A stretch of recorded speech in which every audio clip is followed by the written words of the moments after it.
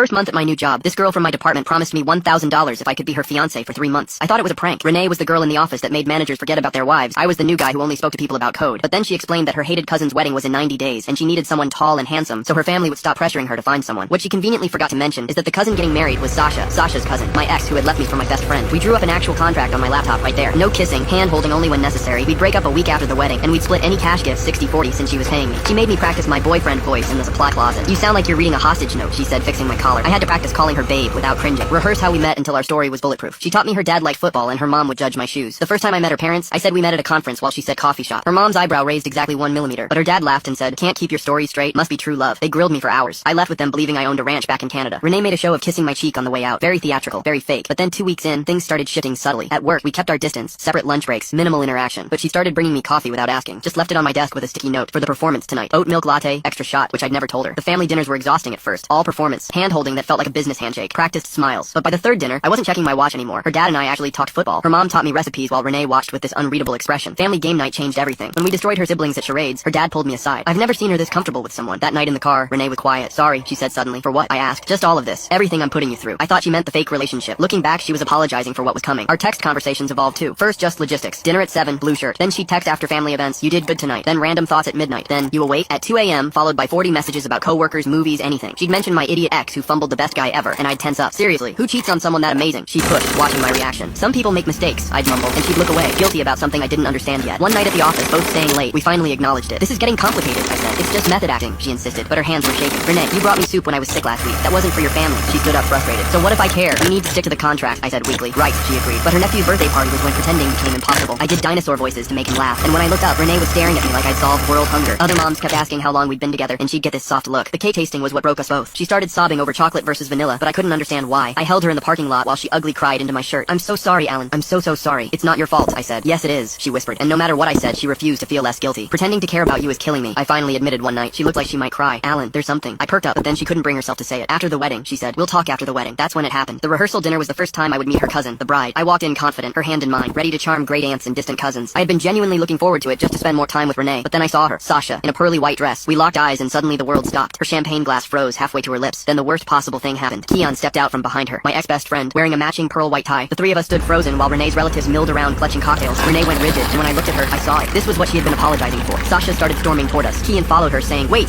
I can't do this." I turned to Renee. "Please."